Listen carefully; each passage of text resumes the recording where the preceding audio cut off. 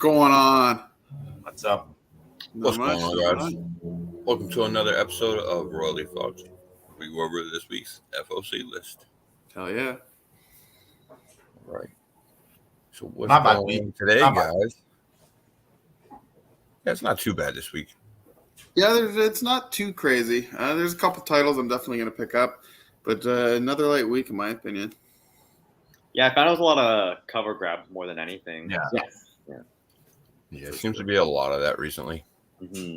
It really does. Yeah, more reader spec tool.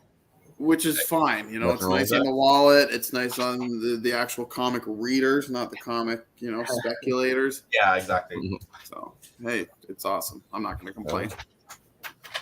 All right, well, let's jump into it and say hello to the chat. And the first comment that I see, yes, is Comic Chic. Possible Baker got in earlier? I don't know. I don't know. Baker. Yeah, I and Sheik, didn't you guys see will have this to let us morning. know. Sheik was way in there. 10:47. Yeah, he's early, Damn. he's Okay. early. Yeah, he might have been first then. And Yeah, I just want to give 11. Wow. Yeah, I just want to give another shout out to Sheik. He was on our Show Me Your Hauls this past Thursday, and man, he's got some hauls. So check it out. Don't forget to follow and subscribe to him if you haven't already. And he also is part of the Radiant Black podcast. So if you haven't checked that out on Spotify, give it a listen. It's awesome. Definitely. Yeah. All right, next up, I do see Mr. Michael Baker. Oh, there we There go. he is, my bad. Hell yeah. Always here. Appreciate you, man. Good morning, Mr. Baker. And let's see. Third, we got Mr. Dan De La Torre taking home the bronze. And the man. Mm-hmm. Next up, I see Mr. Hero himself, Paul. What's going on? Hey. I'll be by next week. K-Man and I both. Empire, what's good? Empire. Appreciate you stopping by, man. Speaking of K-Man, there he is. I know he's got Yeah. nothing better to do on a Saturday More than than- play Call of Duty, so he's Right. here. Well, I mean, really, what is there that's better to do on a Saturday morning? Yeah. Right? It's snowing up in my area. So Yeah, it just started here. It's pretty light. We're supposed to get like 80 millimeters of rain in the next 24 hours. So God. Yeah, we're Lot of getting rain. rain mostly, so. I think we're getting your snow. yeah, Yeah, take it. That might be up to you. Hey, you can have that. I don't want it. hey, it's the last big dump, and then Yeah, it's always like that. We always get one last. That's what BC said. Yeah, he's still taking it. one last fuck you before it's over. All right. It is officially springtime, so. It is. It is. it's time Yeah, to I felt like it yesterday. I was out for a run and it was friggin' amazing out. It's like 10 Yeah, I was working in the sweater Yeah. all week. Yeah, even here it was really nice. Yeah. That sounds like work. All right, guys, let's go ahead and jump into it and check out these FOC picks this week. What do we got, dude? Yeah, so this week, actually, Marvell put the list together for us, and he killed it, man. He absolutely killed it. And I think he put this first book on here just for you and I, Face. I know, right? I saw that. So we're going to start with Dr. Tomic, the Pipe and Dope book. Who does anybody know what publisher this is by, first of all? Image. It's got to be Image, right? Yeah, Damn. Image. Okay, I've never seen this before. And it's No, funny looking back. So when it mentioned, it's like the reference guide to making pipes and greenhouses and stuff like that. It said for a new generation. So I looked it up, and I guess that this was like a series like back in like the early 70s. So they did like 6 issues Oh, under damn. the publisher. But yeah, so might be kind of cool, kind of funny coming. I think I'm going to have to pick this up. Yeah, Yeah, I might have to pick this up too. nice little one shot. Yeah, why not? Right? It'll go well with my Scotch McTiernan collection. Yeah. I wonder what it's about. I can only imagine. Hold on. All right. Next up, we have Gunslinger Spawn, number 19. Baker, man, I hope you're picking this one up. Yeah, it's a Mark Brooks connecting cover, and it is beautiful. Beautiful. Okay, so it's connecting across Gunslinger and Scorched, correct? Is it? Oh no, it's connecting across all Spawn, 4 of them. Gunslinger, Scorched, and Spawn. Okay, Yeah, It's 5 in total, so this will be number 3. Yeah. All right. So they've already started doing these connecting covers, right? It's just halfway through now. Yeah. Yeah. Okay. Right on. Yeah, that's beautiful, man. Get those all graded and have them up side by side. Oh, yeah. Yeah. That's exactly what Baker's gonna do. I hope so, man. That'd look great. Or even like a nice print would be really cool too. Yeah. Well, even if you get one big frame and you put them all raw next to each other so they could get really close, it would be really nice too. Yeah, there you go. True. Right on. There's Yeah, Mark definitely Brooks both always sides. makes amazing covers, in my opinion. Yeah, Mark Brooks always kills it. Like I don't read Captain America, and I've never was into Captain America, but when he did that wraparound cover, Yeah. Yeah. oh man, beautiful. I had to pick that up. Sure. All right. Yeah, I think I'll have to grab a set of these too. Yeah. Paul, if you grade them, there will be a space between. True, man. Yeah. But then at least they're protected at that point. Yeah. Sacrifices must be Yeah. made. First world problems, eh? You're right. All right. First world problems. Yeah. Next up, we have No One. Number 1 is going to a second printing. And I believe, is this a new cover or is it just a color swap? New cover. New cover, right? Yeah.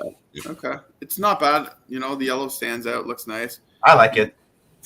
Yeah. Yeah. It's not bad. He's a really good artist, so Especially for a second printing. mhm. Yeah. I just hope issue 2 picks up. Well, picks up less words. Yeah, exactly. It was a very heavy read, the first one. Yeah. Mhm. Yeah, that's fair. It almost all 5 issues were in that one. And just the text. Yeah. Right. Yeah, Are you guys picking up the second printing? Marvel? I might. Depends if I like the series. I'll have to give it a good read, or at least the first few issues to see if I'm really into it. Like I only read it because I finally did read it earlier this morning. I only read it just because it was a number 1, and yeah, To get to it. it got a little better the second read through. Now that I gave myself some time to finish it, so we'll see. But I don't have a lot of high hopes for it. But I'm very undecided about picking up. I'm just afraid it's going to be a very low print book. mhm. Not going to be one, but it could be one that we can chase after. But there's no ratio also for this. I'm thinking number 2. This is number 1. Mhm. Yeah. This is just second printing. It's definitely going to be a low print, I think. I think so too. That's fair. I can see that.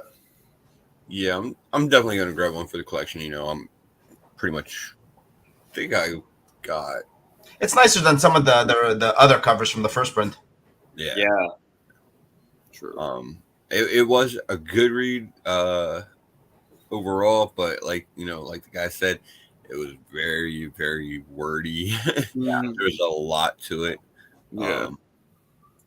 But yeah, I mean, like Marvel said, it'll be low print. So if you're a fan of the Radiant Black series or the Supermassive Universe or whatever, Yeah. it's probably worth adding to the collection. Yeah. Won't find a whole lot of them out there. So That's fair. All right. So up next we have No One number 2. Now this is the Sabatini variant, and this is beautiful, man. Like I could definitely see this being an incentive. Yeah. On Radiant Black, there were incentives for the first for a certain amount of issues. Yeah, not anymore, but yeah. I'm thinking, Black they did races like right up till I think now, up until like 20 something. yeah, exactly. I can't remember which issues exactly, but these were all incentives. I remember. Yeah. I'll pick it up. I'll give it a read. Like I said, I hope it picks up and just starts to vibe more with the rest of the series. Mm-hmm. It just feels like there's a disconnect, right? Well, none of them really connected to the Radiant Black. No, but they were all like in their own little thing, right? It's the Supermassive vibe, though. Yeah, say exactly. Yeah. Mm-hmm. But the Supermassive usually connects them all together. Usually, yeah. Which I'm hoping, like with number 1 out of the way, where they've established a lot of who is who, and like that backstory. Like I hope they can get they can cut back some of the wording just a little bit. I really hope so too. Mm-hmm. Mm-hmm. Yeah, we'll see. We got to give it a fair shot. We're shitting on. Well, yeah. After one issue, you can't really judge No. it. Through, yeah. And you, Unless we it's can really kind bad. of tell. You can judge it to the other number ones, though. Yeah.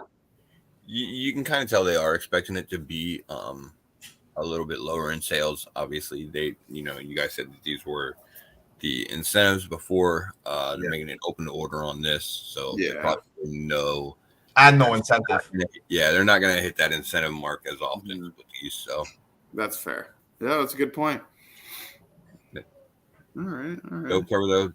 Definitely got to grab it. Yeah, beautiful. I'll be back. 100% you grab this. All right. Next up, we have Terror War #1. So here's a little bit of the synopsis. Blue City is crawling with terrors, creatures that transform into their victims' worst nightmares. All right. That sounds fucking horrible.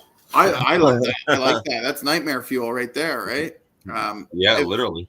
If the interior art is anything like this cover art, I'm down for it. It's different. It's funky. I dig it. I don't. I'll be honest. I'm not a big horror person. The premise doesn't really grab me either, so I'm definitely skipping on this one. That's fair. I think I find it's probably going to be more sci-fi type of thing, like alien creatures. Yeah. That shift. Yeah. Yeah. So, well, look, Dark Ride was very horror, and I enjoyed that one. Yeah, for sure. True. So I'll give it a shot for sure. I think there was a little preview in one of the books this week. It was only like a 3-page thing, but yeah, the art is pretty good. It's really detailed, kind of like the cover. So yeah, it'll be good. I guess I'm a little confused as to the war part of this. I mean, sounds kind of one-sided so far from the synopsis. But I mean, I guess they're gonna have to fight back against whatever the fuck these creatures are. Yeah. Yeah. I'm not really sure how that's gonna work. Is this a mini or an ongoing? Do we know? I could find out. I'm gonna assume it's a mini series. I don't think it was ever. Yeah. Okay. Actually, what I was mentioning was it's written by Salah. What's his name? Saladin Ahmed, the guy who wrote the Miles Morales. Okay, yeah. The one that ended last year. So yeah, he's got a good writing style. So he does. I'm hopeful for this one. That'll be interesting to see his take on horror, basically. Mm-hmm. Well, it just says #1, so it doesn't say. I was just gonna say that. It looks like it might be an ongoing. For how long? No idea, but yeah. Okay. All right. Well, I'm gonna have to check out a new horror series by Mr. Ahmed. Mm-hmm. All right. Next up, we have by Dark Horse, All 8 Eyes #1. In this post 9/11 world, college dropout Vin enters a war with the 8-legged horrors stalking New York City's most vulnerable residents. All right. What does post 9/11 have to do with any of this shit? That's the weird part. I'm like, why was that so like? Why prevalent to it? Yeah. Why is that put in the synopsis? Yeah. I feel like there's got to be some kind of tie-in there. And considering, for 9/11 was so long ago, like a lot of people live in a post 9/11 world. So I mean, yeah, I'm pretty sure we all do at this point. We all do. But I'm reading it here, and it makes no sense to add that in. I really don't understand. But okay. So some big giant spiders are going after residents of New York City. It doesn't say spiders; it says horrors. Horrors, yeah. But look at the cover, man. Right? Come on, just burn it all. Do spiders have 8 eyes, or only 8 eyes, or how does that? Is that how? I know they got 8 legs. 8 legs. Yeah. Are we just assuming that's how many eyes they have? I don't know. Too many, man. Way too many. I'm not sure the specifics of spider anatomy, but it might be worth looking into. Right? Yeah, true. I'm gonna pass on this, honestly. I just don't think it's my cup of tea. I don't really care for spiders, and the cover itself just doesn't draw me at all. I don't think I'm gonna give it like a fair shot at least. Why is my Google Home talking? I usually give everything like at least a fair shot, and Dark Horse has been surprising me with some of the books they've been putting out. So yeah, nice little. Well, I think it's a 4-issue mini, so Yeah. won't be too long. Yeah. Kenneth, good morning. Hey. Okay, Paul says he thinks it might mean that it's set in 2001. That makes some sense, I guess. It probably would have been easier to just say that. Right. But 2001 still feels like a modern time, like when It kind of does, yeah. Like different, the 90s feels different. 2001 still feels like last year. Not that. Not quite. Not quite. Well, okay, like 2018 maybe feels like. Right. The B cover is actually nicer than the A cover on this one. Oh yeah. Yeah, and it is spiders because the B cover has a bunch of spiders on it. Oh yeah, I see it here. Let me. And they have more than 9 eyes. Yeah, if anybody can see that. Well, why don't you put yourself on the big screen there, dude? Yeah, let's do that here for a second. Oh wow, the slides stay there. Nice. Nice. There you go. So All right. Better than the cover A, that's for sure. Yeah, that's fair. That's fair. I have a love-hate with that cover artist, so that's why I didn't pick him. Wow. Biased, I love it. Yeah. Face, you picking this up? Oh, he's muted. Oh. I'm gonna guess Face is picking this up. Is my next guess. But sorry. I guess I'll check it out. I don't know. I'm up in the air on it, man. We'll see if it strikes me when I get to the comic shop. Yeah, fair. Yeah. Paul, post 9/11 and pre-COVID. Yeah. Oh man, those were better times. They were. They really were. Things were open 24 hours. Yeah. You could actually go places. You go outside without a mask on. Yeah. All right. Next up here, we have Cartoon Puppet Horror Theater #1, The Shining homage. What the fuck is this? Yeah. I'm kind of curious here too. I know when I kind of scrolled through it, I thought it was really weird. I was kind of towards the bottom of the list, and with that, what was that one series?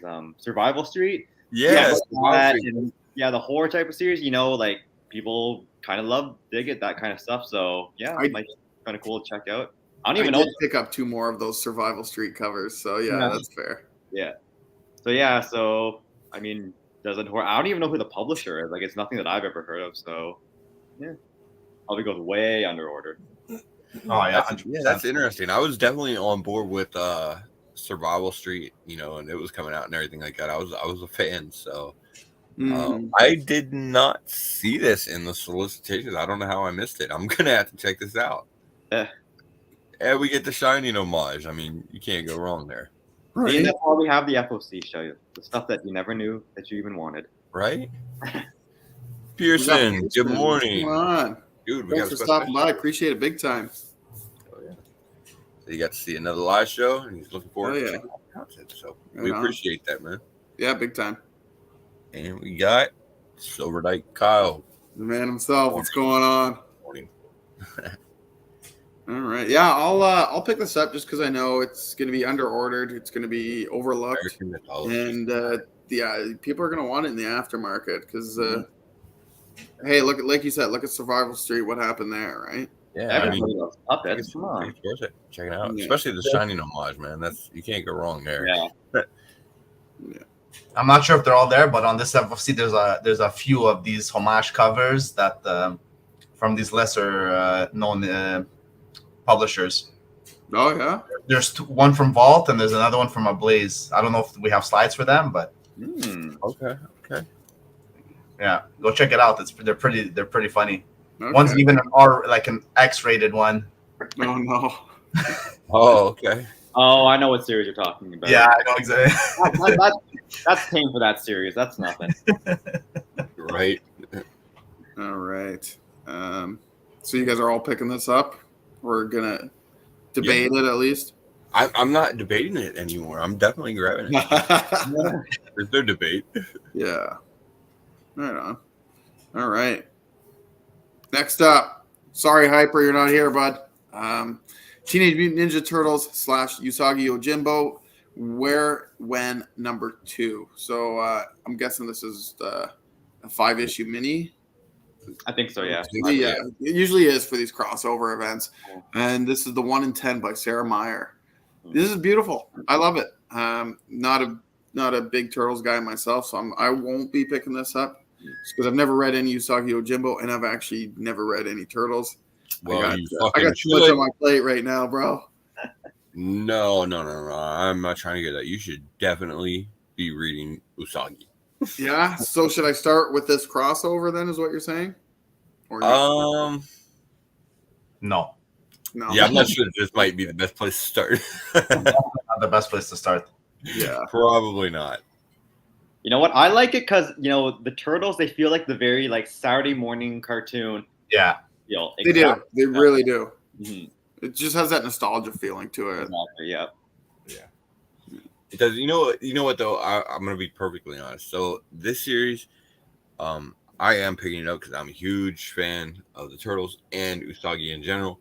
But like, so you get for the open order covers, you get a cover that's done by Eastman, and you get a cover that's done by Stan Sakai. Yeah. Oh so, shit. Yeah, I mean, like I'm already having to pick up both of those because I mean, they're classic artists, doing their characters. So yeah. The 1 in 10s, I mean, it's dope. I do like it, but I'm already in for two copies of this. So At $4.99 also. Add 8 more, and then you know what? There's your 1 in 10. Yeah, but the 8 cover is usually a wraparound by Sakai, anyways, right? Yeah. And they're all the last one was pretty dope, and I'm guessing I think I saw it, and it's pretty dope too. For number 2, so. Oh damn! Okay. Yeah. All right. Maybe both of these series, Turtles and Usagi, will be on my to read list next. Ooh. Yeah, they should be. All right. We'll give it a shot. I'm gonna let Marvel take the lead on this one. You guys know me and DC. Oh, I thought this was your jam. Oh, I put this on. Actually, DC. I'm starting to jam with DC, and Power Girl's a really good spot to start. Yeah, let me tell you. But Zombie Power Girl. Start or finish. Yeah. Yeah, both. Marvel, you're right. Take it away, bud.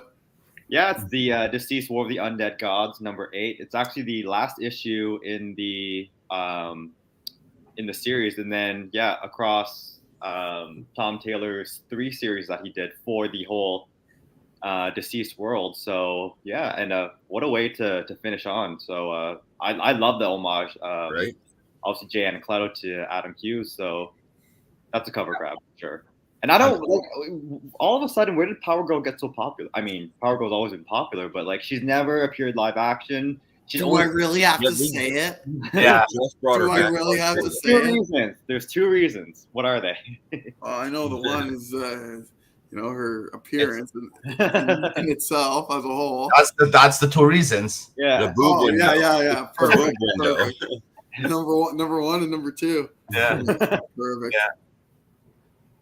But that's all I can think of. Yeah, but you know what though? The boob window's not new. That shit's been there for fucking years. Yeah, that's true. Mm-hmm. But they've been confirmed real, so that's why. Right. Yeah, Power Girl has definitely seen a resurgence in honestly, it probably like the last couple months. Mm-hmm.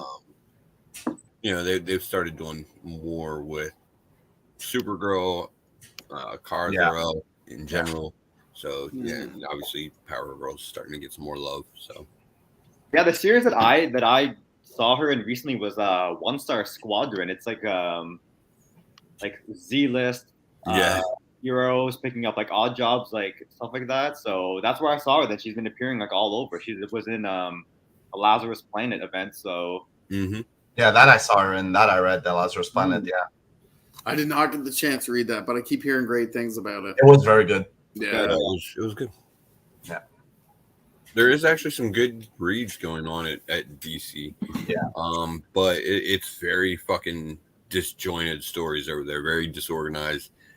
multiple events going on at the same time that don't really make a whole lot of fucking sense for the characters at the time. The big well, now you're scaring dude off. No, I'm telling you, like this. It is true. The last issue, Deceased, is so it's so self-contained and so easy to read. Like I don't think dude would have a problem getting into it like at all. Well, but it's like Faye said, they always do like this one like they had like that vampire one during like another big event that they had. It's just like very like like there's a lot of stuff going on, Yeah, just keep slapping event after event on each other, but there's events going on during events. So like if you're not like if you like, it's very like I would say confusing too, right? Yeah. So like, you're like, what the hell is going on? And then you're reading this event, and then there's like a vampire series.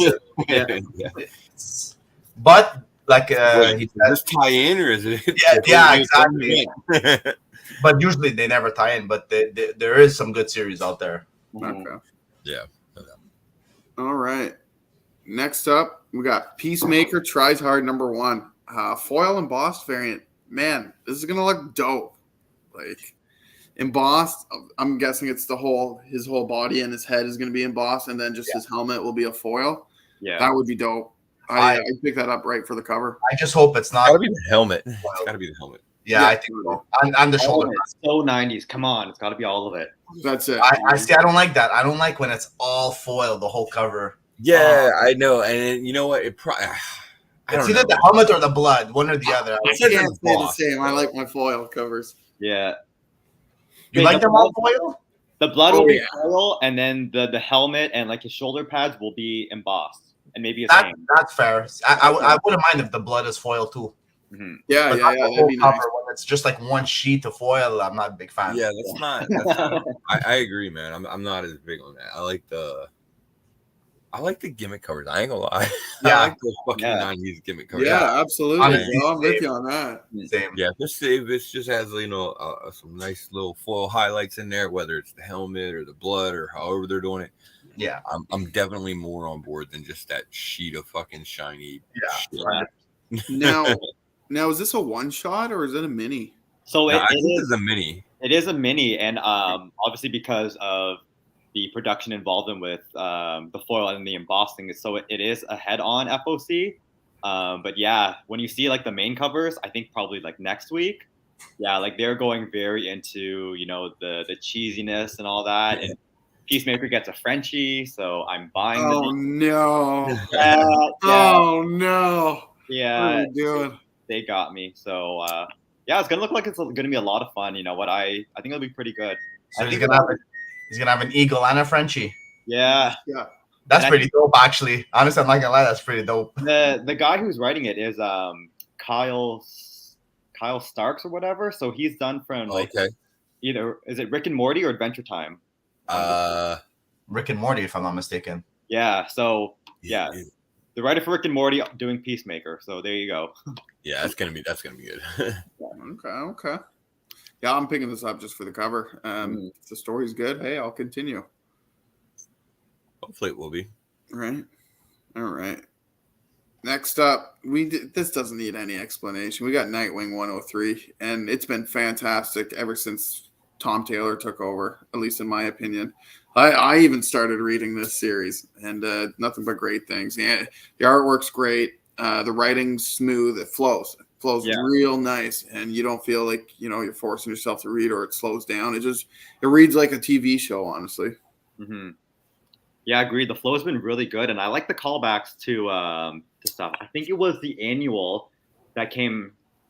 It was 20-some issues that came all the way back to full circle to the very first issue when Tom Taylor took over. I'm like, that's fucking brilliant. That was so good. But yeah, like the series has been good. I don't know when the ending is for Tom Taylor on this. Hopefully never. Yeah, the new catalog came out. He's still on it, so so let's continue on. I'm not mad at it. He probably right now has just about the longest consistent run on one title. Yeah. And it's probably still one of the best fucking titles coming out. Mm-hmm. Monthly, consistently, just every fucking month. Nightwing is so good. I mean, so it's just sometimes DC, man, they just get these pairings right. I mean, not always, obviously, but sometimes they just get them really right. And pairing Tom Taylor and Bruno Redondo together, that was fucking genius. Yeah. And like this cover, I mean, it's simple as postcards, but it's killer, man. I love it. Is this the A cover? Mm-hmm. Yeah. Do they have any like variants? There was the one that I forgot to put on was the one by Jamal Campbell. It's just the highlight. Campbell. Yeah, really nice, that one. Yeah. Okay. Yeah, and that's the thing. It's a really dope cover by Campbell and everything like that. But I mean, how do you beat this? How do you beat this cover? Like it's clean. Yeah, I like it. It's perfect for Nightwing. Mm-hmm. All right. If you are not reading Nightwing, you should be for sure. Yeah, check it out, guys. What issue does Tom Taylor start on? It's like 80? 70, no, 70, he was like 79, something around there. Like yeah, it was just after Joker War. I want to say 78. I think so. I think you're right. 78, I'm pretty sure. Well, I don't know why that number's sticking out in my head right now. But yeah, even if you said somewhere in the 80s, which I know was way into it, yeah, that's still quite the run for a series. All right. Next up is Superboy, the Man of Tomorrow #1, and it was a winner through DC's 2022 round robin against 16 titles voted by fans on social media. Damn. Okay. Wow. Well, that sounds real fucking good, but if you would have seen the 16 fucking titles that they put up there. Exactly. Yeah, that's fair. That's fair. Is this going to be an ongoing, or is it a mini? I believe it's a mini. So they actually did this last year also.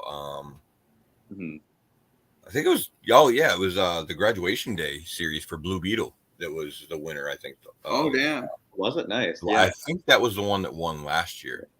Okay. So when I looked, this was the second year that they've done it. So yeah, I didn't know what the other one was, but yeah, this is only the second title that they've done this type of competition through. But I mean, if the fans like it, then that's got to say a little something. So we'll give it a shot. Yeah, I could be wrong on that. I know that Graduation Day was at least a part of it.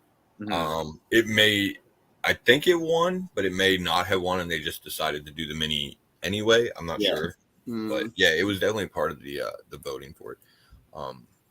But again, like I said, the titles that they put on there. I mean, of the 16, there was, I would say, probably, and this is true for both years that they've done it, maybe 4 titles on there that I really actually would have been even remotely interested in reading. You know what I mean? Damn. Oh yeah, it was like some of them were kind of just like, nah, I'm good. Yeah. Actually, looking up the winner last year was Robbins, the one with had all the Robbins. Oh, okay. First one. Okay. All right. So Graduation Day was just another series that they just decided to go ahead and do. Yeah. Was part of it. Yeah. Okay. So. Yeah, I'll check it out on it. Seems interesting. Who knows? Pacino, you picking this up? I am not. I'm not a big Superboy fan. That's fair. We're gonna get him on Superman. We're gonna do maybe. It. I don't mind, but I like more like I don't know, like the darker stuff, like Doomsday Zod. I like more that angle. Like for me, Superman was always that goody two shoes, just overpowered. Just there was no real depth to him as a character. Yeah. Well, see, what I'm wondering about this though is like which, I guess, version or whatever of Superboy are we getting for this? Like, I mean, he looks more like the sort of 90s style Superboy. Yeah. And the one that's currently been running around in, like Titans and stuff like that. So, I don't know. I think that's who we're getting. Yeah, that it looks pretty identical to him. So I don't that's the 90s. Yeah. That's Superboy 9. All right. Next up, we have Superman 3. I actually read the first 2 Superman issues. I think it was like 2 days ago, yesterday. I can't remember. It all blends, right? But for somebody who doesn't really read DC, somebody who's never really read Superman, This wasn't bad. It really wasn't. The artwork was fantastic. It really drew me in. It flowed smoothly. There's a nice storyline going on right now, and I'm excited to see where Superman 3 takes us with the Night of the Parasite. Yeah, for sure. Yeah, Jamal Campbell's the one who's doing the interiors, and Josh Williamson is doing the writing. And Josh Williamson, like his writing is what made me a fan of Damian. So having read nothing about Damian when he did his writing, that definitely made me the fan of Damian. So I think he might be able to do a Superman. And you know, like Patino said, like he's just way too OP. So it's, I mean, even when you read Action Comics, some of the other like things, it's not more about, you know, Superman flexing his powers. It's about, you know, it's always something different about, you know, just how his whole take on like humanity and stuff like that. Because I mean, it's Superman. Like he always wins in the end. He always, you know, finds some way to, you know, absorb as much like sunlight, just blows everybody away. But yeah, this is a pretty good start so far. So I can't wait to see what they do next. Yep. Williamson's another one over there at DC that's sort of quietly just been crushing everything he's been doing. I mean, he just finished up a run on The Flash. I think was the last one he was on. Yeah, that was really good. And they pair him up with Campbell usually all the time too. Yeah. Oh, damn. Yeah, another good pairing. Yeah, him and Campbell. So getting to see him on like I guess a more mainline series like Superman. True. What are you saying about The Flash? I mean, yeah, that's kind of why I got tied up with it, because I mean, Flash is still so underrated. It's pretty big, but I mean, really, it's not Superman. It's not Superman. Yeah, if it's DC, it's Superman or Batman. Yeah, I agree. So even though I prefer Flash over those two characters. Generally, I do too. What Pacino means to say is that he's picking up Superman 3. I am not. What I am picking up the Flash B cover though. I'm pretty sure there's no slide for that. That's how low it is. That's Superman's been good though. Is that the Danielle Giannaculo one? Yes, exactly. Yeah. Oh wow, on Flash. Okay. Yeah, exactly, because they rechanged everything on the Flash too now with Williamson going to Superman. Yeah, I think who's taking over Flash as a Spurrier? Is it? I think so. Yeah, I'm pretty sure. That's an interesting choice for the Flash. It's definitely going to be a very different tone. Yeah, I think so too. So, we'll see. What does it say here? Adams, Acuna. Yeah, Superman run is really good though. I mean, it's only 2 issues in, but it's really good. Yeah, it's nice, man. And I always say, you know, I'm not the biggest DC guy out there, but I could read this. I'm going to continue reading it. I guess that, man, if DC would just get their fucking shit together and organize their universe into like one cohesive fucking thing, they might be all right. It might be. Fingers crossed. At least as far as comics goes, they're putting out good stories. All right, guys, it's time. Next up, we have Gargoyles number 5, and I'm actually gonna let Face take it over for this one. And Face, give her. All right, we got Gargoyles number 5. So you know we're a fan of the Gargoyle series here on the Comic Kingpins. We love that 90s nostalgia vibe, and this one's a little special. You know, obviously every week Ken Hazer has been doing these homage covers that have been really dope. He's doing one to Uncanny X-Men 268 here that, again, is just knocking it out of the park. Nakayama is on the A covers. You can't go wrong there. But this week we actually have a special one too. We got the U cover, which is an FOC cover, and it's actually done by James Larcella, who is also a YouTuber that goes by Mint Hunter Comics. He was actually one of the earliest guests that we had on this channel. Yeah, oh, was he? Nice. Yeah, he was on one of our earliest shows. So it's cool to get him to see him getting to, you know, do a cover and kind of get his comic artist career kickstarted. Yeah, that's sweet. And it's nice that it's not a fucking exclusive. Like, you know, it's an open order FOC cover, so anybody can get their hands on it.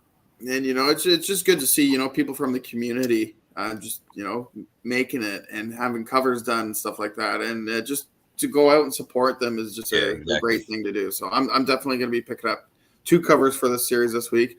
and it's going to be this Ken Hazer, and definitely the one by Midhunter Comics. I'm waiting for the video to tell the story about how he got on there, because I mean, I never even knew that he drew at all. So that's pretty cool how he got on at Dynamite. So I know, right? He should definitely put out a video saying, it gives a little rundown of how he. I think he will. Started. I bet on it's a good idea. Put one out. I bet. It's a good idea. Yeah, it's a good idea. We'll have to say something to him, see if we can get that started. Yeah, right. But yeah, definitely. If you get a chance, show your support. It's only $5 or whatever.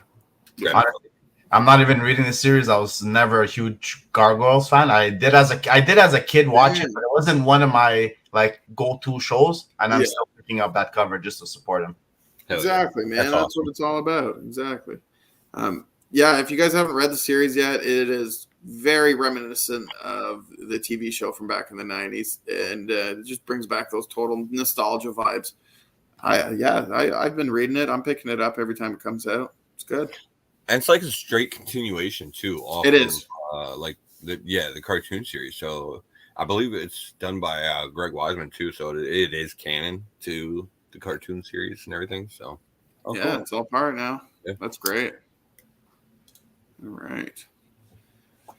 Next up, we have House of Slaughter issue 14, the penultimate issue in the Butcher's Return arc. Yo, this cover. This cover's fire. Is this the A cover? Does anybody know? Yes, it is. This is the A cover, eh? Wow. Mm-hmm. It's beautiful. I'm definitely picking this up, hands down, just for the cover. I'm a few issues behind on House of Slaughter, but I'll get there. This new arc is it's better than the first. It's probably one of the better reads that I guess Tinian and Tate Bromdell have done. So I love it so far. And the cover, I was wondering who did it, and it's still Mateus Mahanini, who's been doing all of the the main covers for the new arc, and this is the standard for sure. Yeah, beautiful. And unfortunately, the unlockable is not this cover, because having this in a version would be really that'd be sweet, man. I'd be down for that. Yeah, unfortunately, it is not. So it's the B cover, but this is still a cover. And there's also the connecting cover, right, for the series? Yeah, I think that's the one that's the unlockable. Mm-hmm. And Silver Knight Kyle, we're gonna have our giveaway show for 500 in a couple of weeks. We're gonna have a ton of people on just to hang out, chit chat and give away some stuff to everybody in the chat. So you are more than welcome to hop on with us then. Yeah, I was just about to say we're gonna have to get them on here. Yeah, it'll be April. Got a new victim. I mean, volunteer. Yeah, new victim. Yeah, if you're free April 13th, anytime between 7 and 9 p.m., you let us know. Hell yeah, for sure. We'll definitely get you on here with us for sure. Oh yeah, there'll be a ton of us on. It'll be great. All right, House of Slaughter 14, Butcher's Return. I didn't know that the Butcher was around the first time to begin with. Hey, he's back. He's back.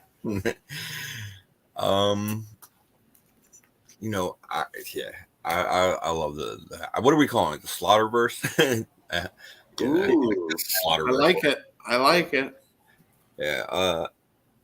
So the House of Slaughter. I mean, the first arc was kind of a little bit slow for me, but then after that, these arcs have sort of picked up, and I've been enjoying it. I like the Butcher's arc too, to be honest. He's looking a little wrecked on the cover here, but hey, I feel like he's gonna pull it together in the end. All right, and Silver Knight Kyle's saying here, he knows nothing about new comics. Well, our giveaway show, man. I think it'll just be going out the window. It'll just be a ton of us hanging out, talking whatever comics. It doesn't have to be new comics. New comics, old comics. Have fun, man. We have Hyper who comes on, and Hyper doesn't pick up new comics either, so you're good, and he's here every time. Right? Absolutely, man. All right. Here we go. Dude, all right, guys. I gotta show everybody something. Oh, I took it away. How did I do that last time? It didn't work. Whatever. How did you do that last time? So we have Mighty Morphin Power Rangers 107 coming out. If you guys don't know me, I am a huge Power Rangers fan, so I read every issue. And something crazy has happened in 106, and it just left it on a cliffhanger. I will actually try to. There it is. Okay, I figured it out.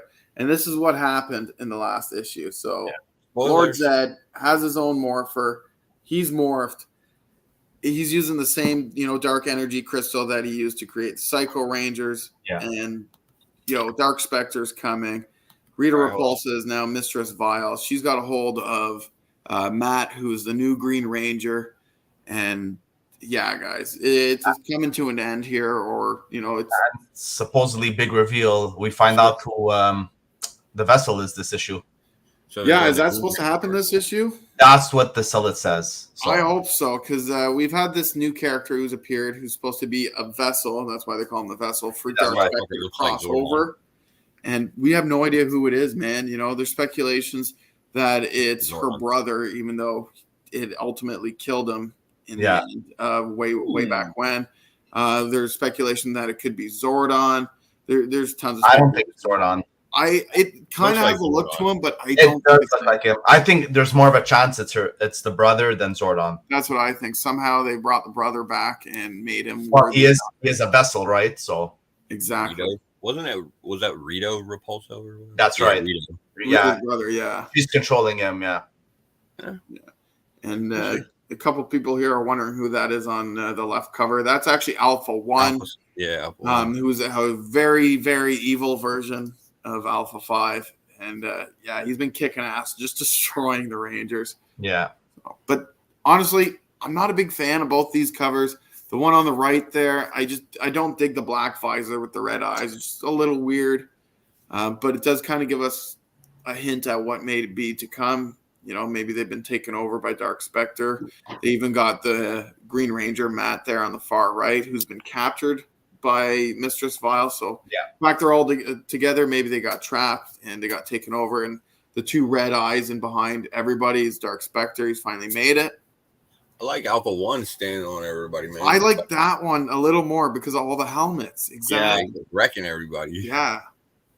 And it's Torrin Clark. I mean, Torrin Clark's a great artist, so that's why I kind of like that one. Yeah, but I don't know. I like the posing for the Corona one on the right.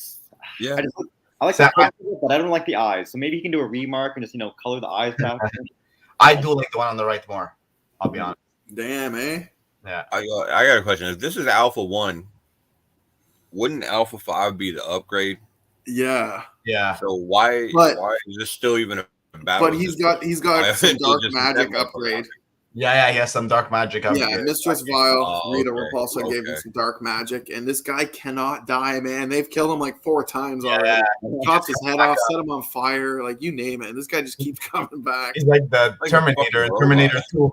Literally, just chasing after the motorcycle. Yeah, that's it. The funny fact about that, apparently the actor, I just read it yesterday, kept catching up to the bike.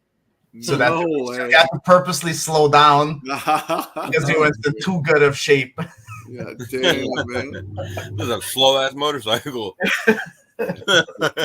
Guys, no, this has been a fantastic series. I know everyone thinks when they see Power Rangers, like, oh, the 90s kids TV shows or even the shows that they're putting out right now. It's getting dark. It's getting good. It is so much darker than the TV shows, this series. It started with 2016, Kyle Higgins' run.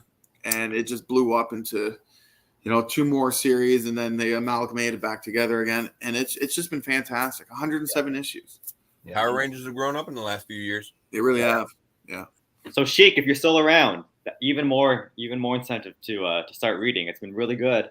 Yeah, it's been fantastic. You mentioned about wanting to read it. Yeah. There you go. Then there's those variants too. If you're collecting the what do you call it? The toy one. Oh yeah, the action figure. Yeah, the 1 in 10s, I believe. 1 in 10, that's right. Who is it this week? I don't Black Ranger. Yeah, Black Ranger. Yeah, Sheik, let's go. It's Morphin time. Let's go. All right. Welcome to a Power Rangers fan. Shit. Let's go. Hey man, I'm gonna convert you all. How does he like Radiant but not Power Rangers? Sorry. Like, how does he love the Radiant Black series, but not the Power Rangers? Right? They go hand in The hand. top He'll get written by there. the same writer. I don't. Chic. It's literally there. Yeah. They even have the They're same like- color schemes. Come on. Yeah, they're like cousins. Yeah. You'll read Power Rangers, you'll be like, damn, okay, I'm on. All right, Especially that Higgins run. guys, has this happened before? What? I know when me and Marvel were talking about this, we had to ask that question. We couldn't remember. Has Eastman ever been on a Daredevil cover before? No. I've never seen this That's before. the first one, right? Very few, yeah. I mean, my resource was League of Comic Geeks, and this is like one of the few, if not the only one. And then I tried to do a quick Google search of Daredevil and Kevin Eastman. I didn't find very much. So Yeah, I know he's done other Marvel covers. Yeah. Yep. But not Daredevil. Think he's done Daredevil before, No. and Wow. it makes me really wonder why not. Why is this the first It's a- fucking Daredevil cover that we're getting from Eastman? I mean, like It's a fucking dope makes cover, sense. though. Mhm. He's been busy with Turtles. Turtle Yeah, Man. but I mean, okay. So the thing is, if you know much about the Turtles, their origin is actually tied in heavily to the origin of Daredevil, unofficially. You know, the accident that created Daredevil It's was the also same the thing. accident that created. Oh no! It's I- not. It's not canon, obviously. It was but it was the ooze. It wasn't the it's nuclear heavily implied, shit. Yeah, Yeah, it's all the use, baby. It was the ooze, not the same. yeah, and I mean that's why you see a lot of exactly the correlation in. No, but I can see what you're saying. It's very, Yeah. very similar. There's a lot of correlation in the comics. Yeah, the hand and the foot, for obvious reasons. They took the inspiration right from Daredevil. So That's good. But this cover is dope. Yeah, I'm not reading the series, but I'll definitely pick it up just for the Kevin Eastman cover. 100%. Yeah. It's really, really, really well done. Well, you know what? When we mentioned people who have done long runs on a good series, Chip Zdarsky is another one. His Daredevil run, Yeah. and then this one has been good. But I think that they've announced that it's actually coming to an end now, though. It is. I think around 12. Yeah. 12 or 13. Damn. Yeah. The last one went up to how many? The last run? 20 something? 30, I think. I think it went 30. Because I think 20 something was when 25 was when Elektra became Daredevil. And Yeah, I think that's right. went on. But then they did the Devil's Reign, which is an event which basically basically Daredevil. Then Yeah, that's true. Bunch of tie-ins and all. Bunch of tie-in, yeah, exactly. Probably ended up being about 50 issues. Yeah. Damn. Probably. Yeah, I'm not a big Daredevil guy myself, but I'll definitely pick this up just for the Eastman being his first Daredevil cover. Why not? Man, if you're a writer, do you take the job of, would you take the writing job on Daredevil following the Zdarsky run? Like, how do you follow that shit up, man? They're better off giving like a new up-and-coming writer. Well, it's like Donny Cates writing his Hulk run after 50 issues of Immortal Hulk. Yeah, I was just thinking that. Yeah. That's exactly what I was thinking. Yeah. It's kind of the same thing. Imagine Daredevil TMNT crossover. Well, why has that not happened? It's a shame. There are lots of similarities, honestly. I would laugh so hard if they did that. I'll pick it up. It's those similarities, dude. I'm telling you, they are intentional. Face, what you're saying is Donny Cates is gonna write that. Oh God! Oh, please no, please no. Donny Cates is gonna start what he can't finish. I am trying to think of what a Donny Cates Daredevil run would look like. Oh man. And I think I'm on board for that fucking kind of insanity. I think I am on board for that kind of insanity. You know the kind of shit that Donny Cates would do to Daredevil. Yeah. Like the most obscure character will be popular again. Yeah. Right. For a week. And blah blah blah blah. Yeah, Like exactly. fucking Stiltman would have cosmic powers by the end of the fucking week. Yeah. What do you mean? He's gonna go inside his mind and he's gonna control his Daredevil body like he did. Right. Ugh. Oh man. All right. Yeah, all that right. would be Let's worthwhile move on. for reading. Next up, we have Doctor Strange #2, the Alex Maleev variant, and this might be cover of the week for me. When I saw this, man, I was like, damn, this is a beautiful cover. Mm-hmm. It's really well done. I don't know if it is painted, but it looks painted. I think he does painted covers. Yeah, I think so. And he did the 1 in 25 for Scarlet Witch, so it's a very nice one to put beside. And if K-Man is still around, I actually saw the preview, and Moon Knight is in this issue of Doctor Strange #2. Yes, all across it. So not even like a one-page thing. It's like 4 or 5 pages. So K-Man. I'll let him know. He'll pick it up now. Stiltman rocks. Let's go. Yeah, Stiltman, Kite Man, Calendar Man. Kyle just scored more points right there. He can definitely come on the show. I haven't read issue 1 yet. So have you guys read it? Is it good at all? I did. It was a very it's kind of basic. It was very it was basically like the hangover of ending the Strange run that just finished, and it's also written by Jed McKay as well. So just the kind of aftermath of that, and then spoiler alert: Doctor Strange is back. K-Man ordered. Doctor Strange is back alive. So just dealing with that of Clea being Sorcerer Supreme and him being back. So yeah, it seems slow, but it was pretty good so far. Yeah, it didn't really pop like the first issue of the last run. Mm-hmm. Like the first issue just kind of really sort of hooked you in and want to make you read more. And I get this is like a direct continuation, so yeah, obviously it's going to have a little bit of a different vibe going into it because you got the fallout of the last series, but yeah, I felt like Marvel did, man. It was a little bland for. It was very safe, yeah. Yeah, they really could have maybe made this a 13th issue on the last run and then start into the next story, yeah, that's what it felt like. I don't know. But yeah. He's also doing a cover for Alien too. Alex Maleev. Yeah. Damn, okay, that'll look sweet. Yeah. All right, guys. I don't know about you guys, but I've been loving these anatomy covers. So now we got one for Guardians of the Galaxy, Bane of Blastar, #1. Well, that was the only way they were getting somebody to order a fucking Bane of Blastar series. Yeah, that's fair. Nobody asked for. Yeah. Nobody wants this. Nobody asked for it, but they will pick up this cover. If you started picking up the anatomy ones for all the other ones, you're kind of committed. You might as well. Yeah. If you're a fan of Groot, you might as well. But like Face said, nobody wants this. It's what, a 5-issue mini, I'm guessing. Yeah.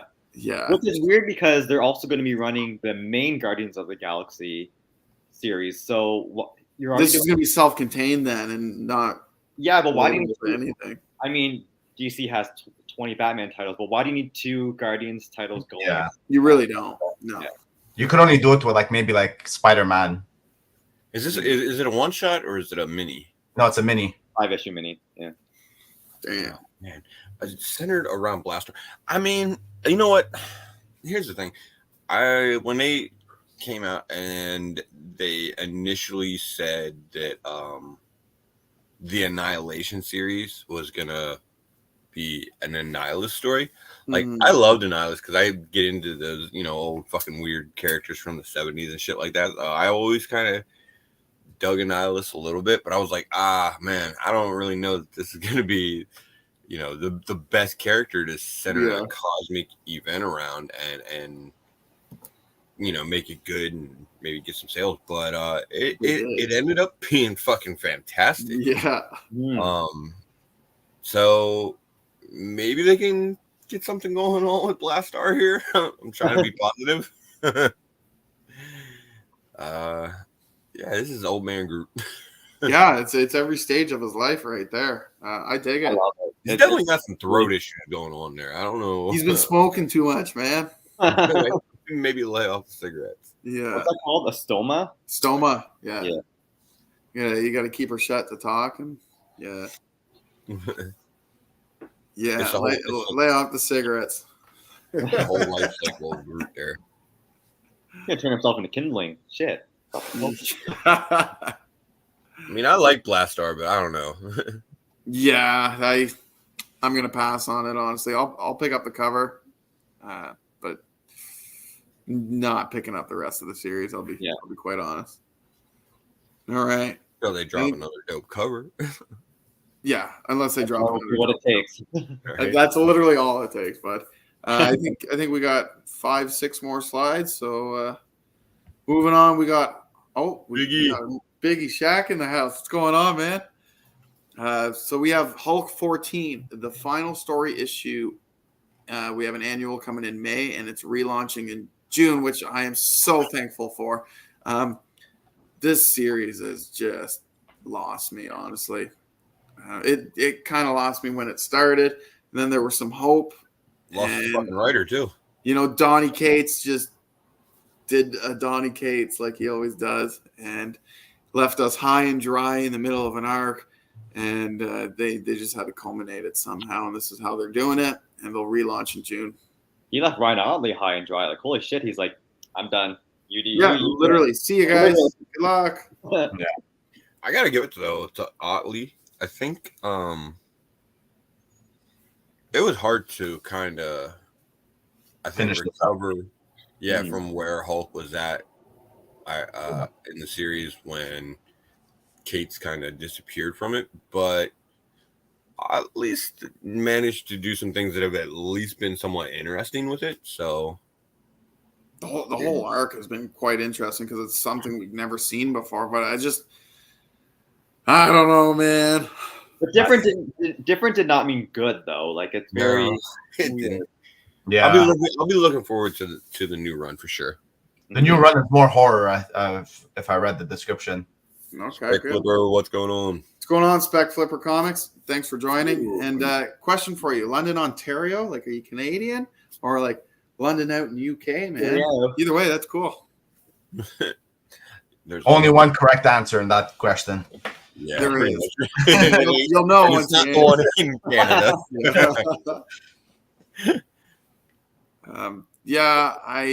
I'm honestly, I stopped reading this series, so I'm going to be passing on this. I'm passing 100% on this. But this cover, actually, I do like this cover though. Yeah, I'll pick it up just to finish off the series. I like how you see the Hulk coming out of like the back of his head, and he's facing Titan, and there's a mysterious figure in the back over there. Mm-hmm. Oh damn! Yeah, I never noticed that. Ooh. Yeah, that's sick. There is the UK, eh? Nice. Incorrect answer. Well, the right answer was Ontario. I'm just kidding. But that's sweet, man. We appreciate you joining us. All right. Next up, we got Alex Ross Timeless Variants for Sins of Sinister. Cover of the week right here. Dominion #1. Yeah, like, guys, you can't go wrong with this. Yeah, this is definitely like this is what my Apocalypse looks like. Like he drew inspiration from the TV show, like for sure. Yeah, the nostalgia vibe for sure. Yeah, and it is the end of the Sins of Sinister event, which has actually been pretty good. That's what I'm hearing.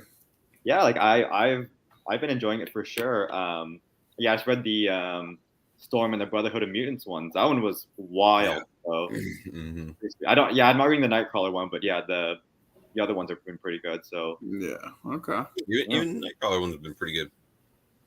Mm-hmm. Yeah, it's been a good event for the X-Men,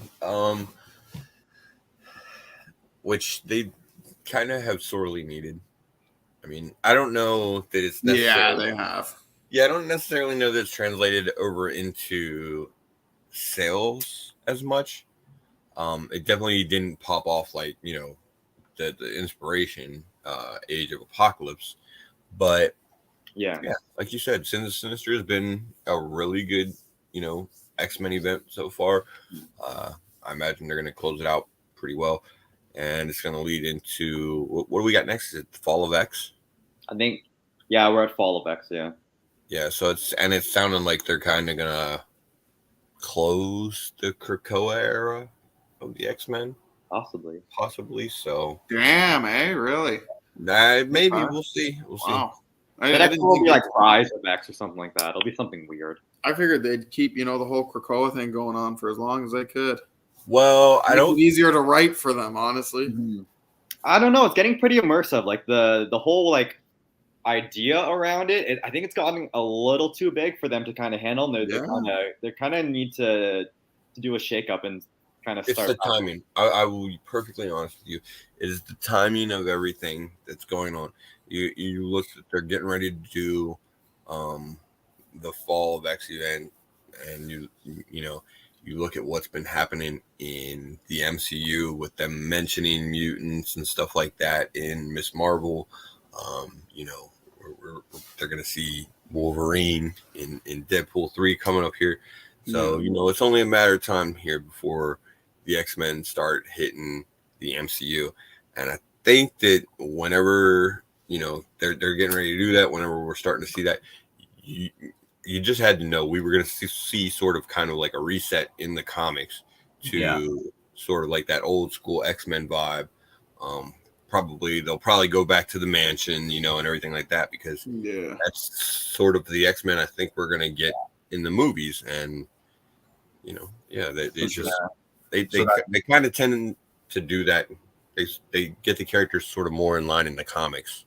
Well, that makes sense, right? Because if a little kid goes and watches a movie or gets interested in X-Men, and then he's going to pick up a comic, he's going to be like, what the fuck is this Krakoa? You know, like, he's gonna, like, it's gonna hit him pretty hard, right? Yeah, right, exactly. It'll align nice for sure. But that's what we also thought about with the AXE event with Avengers X-Men Eternals, that, you know, how mutants are their deviants, basically. That's how they kind of wanted to tie it into, but I mean, whether or not that's true or not, I guess, to be determined. Even that was self-contained, because they could have really explored that a lot more if they wanted to. Which it was, yes, which is weird that it was tying across like three like major, well, I guess Eternals isn't really major, but three big series, especially with such, you know, grandiose outcomes and stuff like that. But yeah, like you never saw anything with Daredevil, Spider-Man type of thing. So like, where the fuck were they?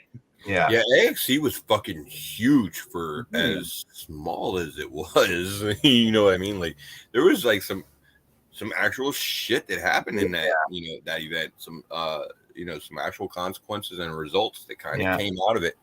But it was really kind of they could have shaken up a lot. Yeah, they could have shaken a lot with that series, 100%. Yeah, they really could have.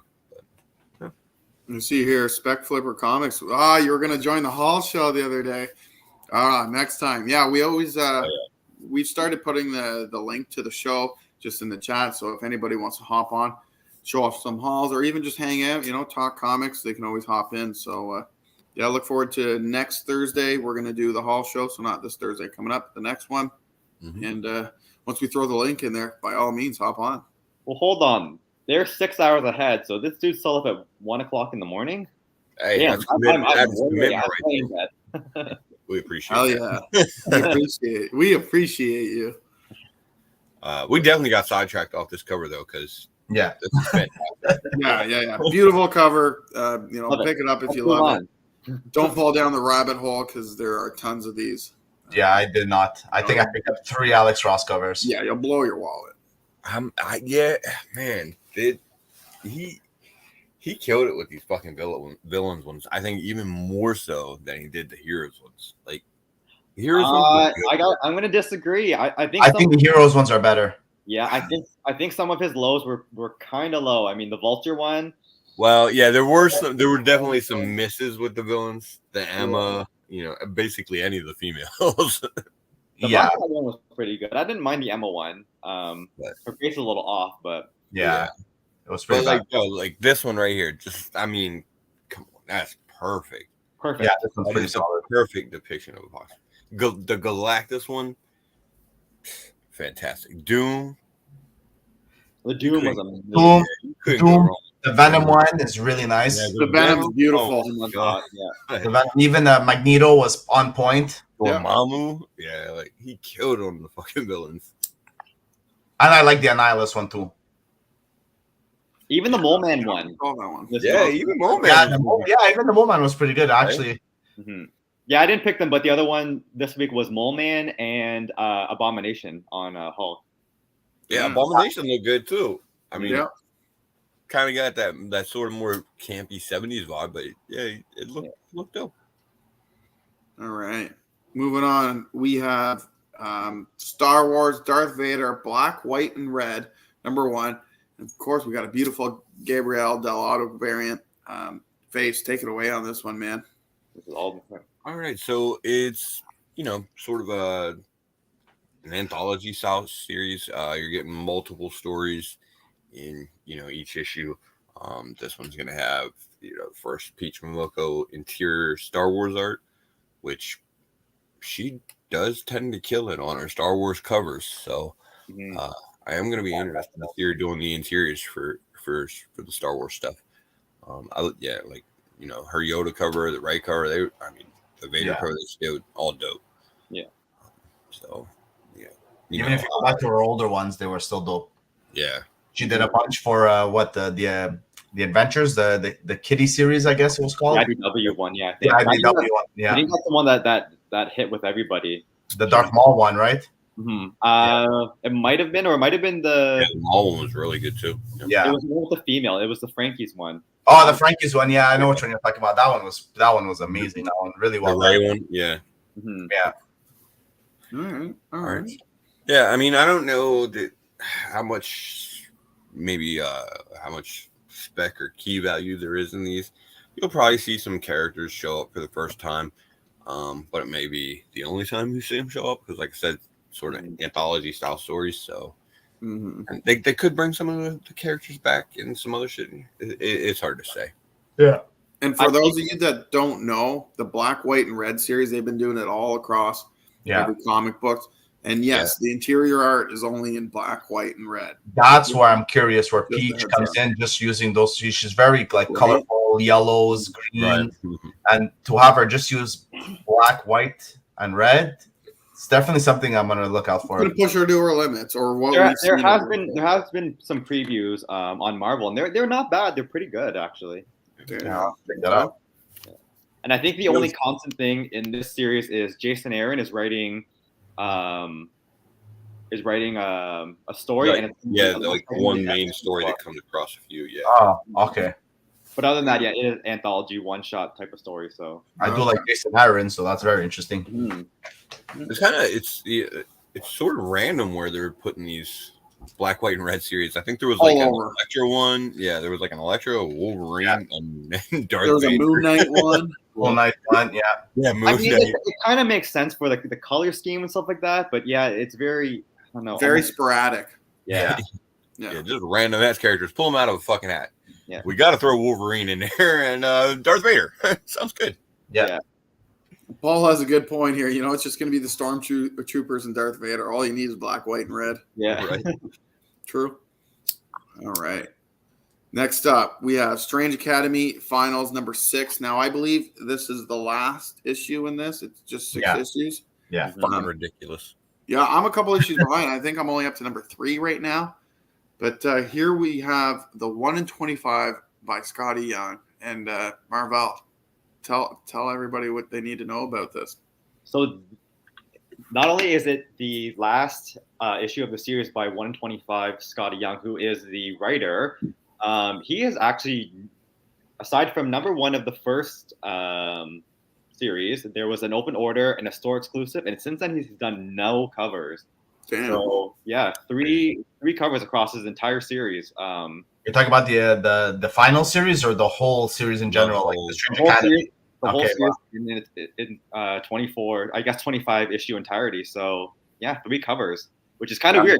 This is his baby. So yeah, it really is. Yeah, but he's also been doing a lot of Marvel covers too. Yeah, but to do a ratio, I don't often see Scotty Young getting ratios for books. Yeah. Well, it's his own series. I'd hope he'd put one as but even at that, it's still very rare for him to be on 1 in 25.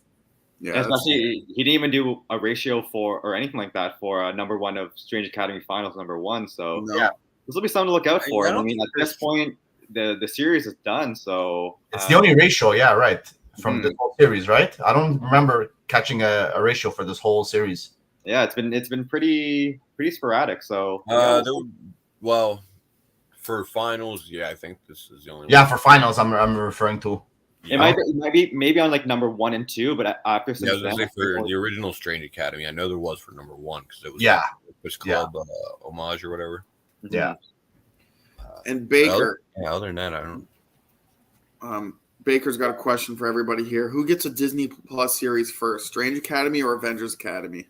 Is this who we would want or who we're gonna get? Exactly, right? You know, I would love to see Strange Academy. I would love to see Avengers Academy, actually. I think we're gonna get Avengers Academy before we get a Strange Academy, just because the character development. You know, we don't have any of these characters in Strange Academy.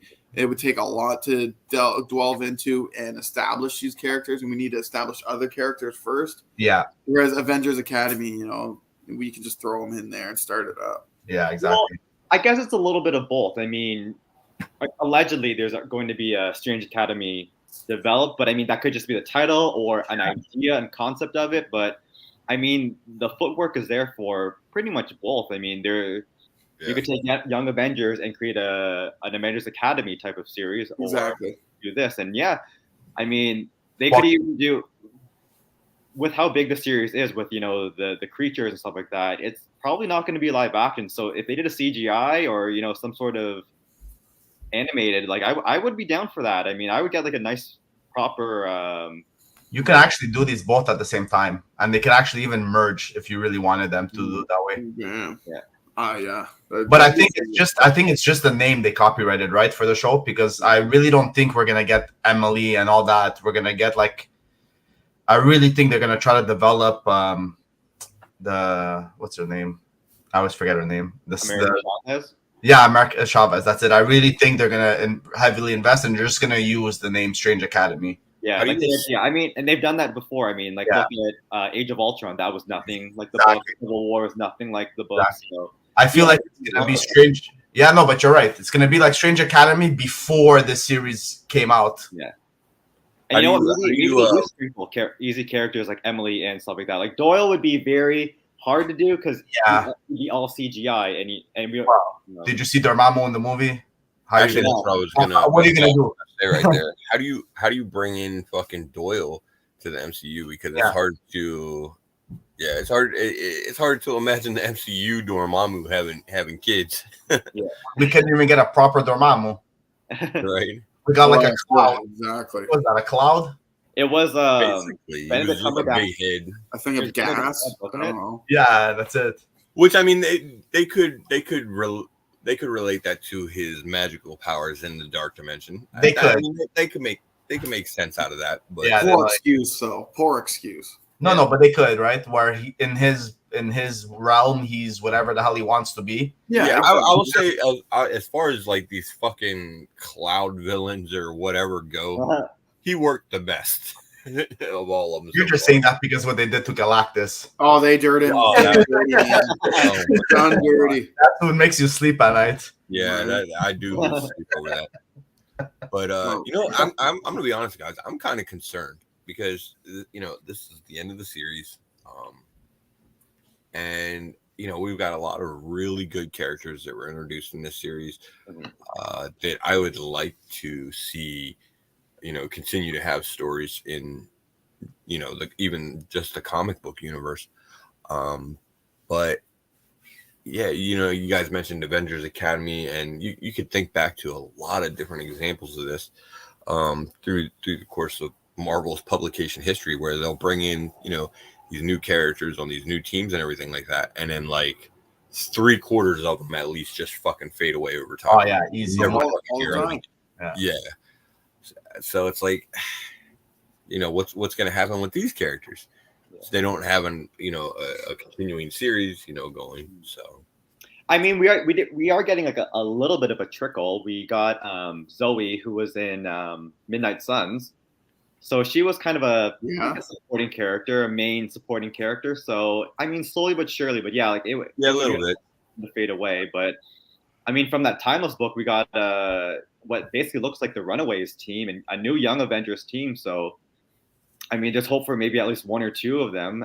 Yeah. Well, let's be honest. Who's the two big people in this Strange? It's Emily and what, Doyle? Yeah.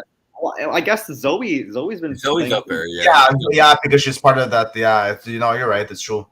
There's And- 3, yeah. and the Elric, the brothers. I mean, the Elric giant, and Alric or something giant like frost that. giant Giant is just front. no, and then the little pink thing with wings is probably a no. So No, that's it. No. Desi. But like, where are they gonna go? It's like what Face said. Where are they gonna go with Emily and Doyle after this? Mm-hmm. well, I mean, there's a Scarlet Witch series, there's a Doctor Strange series, so who knows? Throw them in wherever, yeah. Yeah, I mean, it fits. It's a nice, perfect fitting, and blend those new characters in naturally, for sure. I would just hope that they do continue stories with them for sure. Yeah, absolutely. It's been fantastic, and it's sad to see it come to an end. Yeah. All right. I think 2 more slides. So next up, we have a facsimile of Strange Tales 178, the first appearance of Magus, in the beginning of the Magus saga. I might pick this up, only because I know I'm not going to go pick up the actual Strange Tales 178. Yeah. I'll Well, pick this up why not? too. I do like Magus though. Yeah. It's the afro, right? Oh, absolutely. That's yeah, the you can't what? go wrong. The afro. Yeah. The hairdo. Yeah, the Magus afro. He's got the whole can of hairspray in there.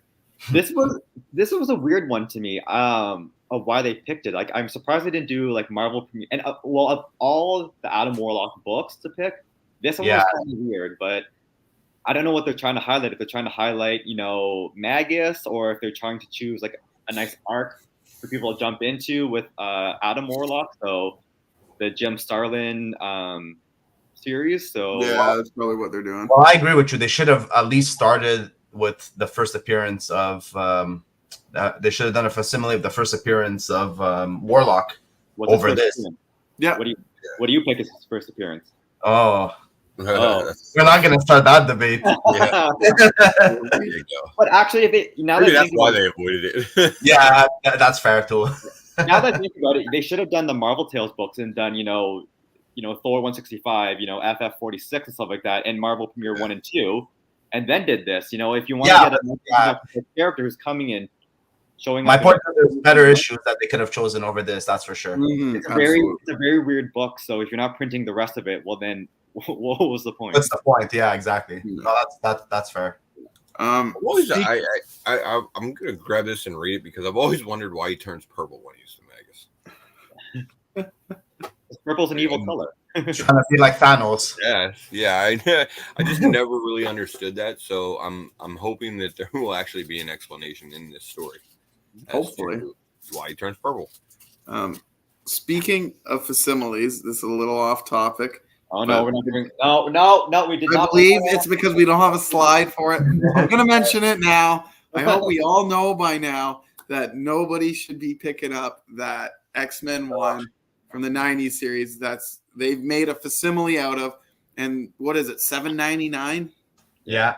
$7.99 for X-Men 1. Is that a hard to find book? 8 but- million copies printed? Well, I would have to Right. imagine facsimile will be fucking hard to But find. it's- Facsimile is costing more than the original issue does itself. You can find these in dollar bins in every single store you go in, man. Super rare. You guys understand? I've never come across one ever. But on that X-Men Jim Lee homage, Alex Ross posted his big connecting cover for Avengers, and X-Men is turning 60 this year. So he's going to be doing the homage to the X-Men. Fuck. We're getting an X-Men timeless fucking variant set. Well, it's gonna be his take on the Jim Lee cover. So like that 5 issue connecting. So That'll be cool. But That's don't beautiful. fall for this facsimile. yeah, for this I'm not getting it at all. Here. Yeah, it ain't easy being green. No, I'm not. No way I'm getting that X-Men. Especially I found the 25th anniversary one, which is worth a lot more than all of those combined. Yeah, those Mexico prints. Damn you. No, not even Mexico. It's just a 25th one, a regular one. Oh yeah. They look exactly the same. They look exactly the same, except there's the colors a bit. They changed the slightly, and there's just a 25th year mark on the bottom. Oh wow. Yeah, it's going for like $80-90. It's crazy. Wow. Shit. Yeah. Okay. And 9.8, you'll be surprised what it goes for. Damn Really? you. I'm gonna check it out. Next up we have Thor 33 variant by children's cartoonist, artist, and author Jeffrey Brown. Yeah. This is different. It's simple. It's clean. I like it. Going to be hard to get 9A, that's for sure. A lot of open space on that, yeah. Yeah, he's another one who hasn't done a lot of Marvel covers. He actually does like a children's Star Wars book with Darth Vader. It's like Darth Vader and me. So it's like Darth Vader has a kid or something like that. Something weird like that. They just got him in a chokehold. Yeah. Darth Vader and me. Not heard. So I thought that was kind of weird to kind of pick him to do the cover, but yeah, something different. Yeah. It's interesting. I don't know. I think I'm gonna have to grab one of these for. Especially there's 4 covers for this series, for this issue. Yeah, but I don't think there's any ratios. Only open order covers. Yeah, only open number. Yeah, exactly. There's the Loki Timeless. Oh yeah, there's a 1 in 100 for the timeless. Yeah. Oh yeah, for sure. Are they still doing those icon covers? I think they are, right? They are, but I think they already did the Thor one. Yeah, I think Thor. I think that was. I think that's the one coming out this week for Thor. I think so. Yeah. Let me check. Yeah. Actually, that has a lot of open white space on it too. Actually, it's on this issue 33 that the icon of Thor. Oh, they have an icon for this as well. Oh, they're doing one this one too. Yeah. Just what I needed. 4 issues of this. See, there you go. J Hood knows Jeffrey Brown. There we go. Right. What's going on? Thanks for joining. I did not know about these books. I'm gonna have to check them out. Yeah. Good. All right. Last but not least, I believe we are ending with Venom Lethal Protector number 2, number 2. Volume 2, number 2. Right? It's actually volume 3. It's technically volume 3, yeah, but exactly. it's of the new volume. No I know. It's fucking confusing. But, I dig this variant, man. You know, you got Silver Sable on there. You got Venom coming down. You know, about to slurp her up. Mm-hmm. Yeah, it's great. And it looks very much like the Charlie Kirkham exclusive covers that he did. I don't know if that's the actual homage or like or almost a spin on the Venom 3 Null cover, but yeah, I dig it. It's pretty cool. Well, I really don't like the A cover for this, so by default, it's the B cover. Right. Yeah, it's a dope variant. Yeah. It's probably I agree. It's the winner for the covers that are on this issue for sure. It's a good one. I like it. Hopefully we get more Ruan, depictions of Venom. Yeah. I'd like to see like a full version. Yeah. But the detail on the tongue looks wild on it. So I'm excited. Silver Sable is in a bad way. Right on. But yeah, guys. Yeah. Tongue punch in the fart box. There you go. Be careful. Be careful. I don't know what you guys are seeing here. I mean, we were all tiptoeing around it, so thanks for Baker and Kyle to mention it. Yeah, exactly. We were all thinking it, right? All right, guys. Yeah, that's all we got for this week. Marvel, you killed it with the picks, man. You nailed it. Absolutely nailed it. That was fun, to get basted the last week. So I did this week just by chance. Just everyone was busy. I was free, so. Yeah, dude's gonna be next week, so solid power. I'm on the road next week, so I can't. That would be a fun way to do it. Give everybody a different chance around. Yeah, absolutely. All right, sounds like Chino's batter up since dude's gonna be on the road. Right on. But yeah, that's it for today, there, guys. I know coming up, I gotta look at my calendar here. So this coming Monday, we're gonna be back for Previously On, 7 p.m. till 9 p.m. Eastern time. It's going to be a regular show. This degenerate here is probably going to be on the show with us. Where is he? There Try he that is. one more time. There you go. Oh. God damn it. All right, you do it. This degenerate right here is going to be on the show. Hyper. I'm sure you're going to be on the show. So we'll all be back hanging out together. Next week, we're going to be off for the Hall show because we just did it. So we'll see you next Friday. Next Saturday for Royally Fucked as we go over previews orders. We are going to be doing retrospect and that is going to be April 3rd. So not next Monday, the weekend after, 2 weeks from now. We're going to go back. If you guys haven't already, check out our Instagram post at the Comic Kingpin's Instagram page. We posted something there where you guys can vote for what years you want to see, and we're going to take books that are in the month of April for said years and see, where are they now? Have they gone up? Have they gone down? Is there speculation behind it, or have they just been complete dumpster fire ever since? We're going to be doing, just our regular stuff from then on. And we're going to be coming back. I think it's the 17th because the 10th is Easter. So we're probably going to be taking that day off. We'll let you know. Yes. But the 17th is going to be our big show. That's going to be our 500 sub giveaway. We're going to have tons of people on the show. We got tons of giveaways from, all of us Kingpins, as well as a ton of people in the chat. Just going to be fun, guys. Probably not going to do our regular scheduled stuff. We'll just be on hanging out, talking comics, whatever comes to mind, and having fun. And we will definitely keep in touch with you, Kyle. I want to get you on for that show for sure. We will. We absolutely will. And damn Hyper's taking all the Scotty Youngs. Got him. We got him. There we go. And I'll just buy it on your Whatnot show then. Fine. Yeah. There you go. Dirty flipper. Right. You guys have anything else you want to mention quickly, or should we just get out of here and enjoy the rest of our weekend? I think you covered it. You got it all. Yeah. Perfect. All right, guys. Until next time, we will see you guys this Monday, 7 p.m. on Previously On. Have a good one, guys. We'll talk later. Later, guys. Peace.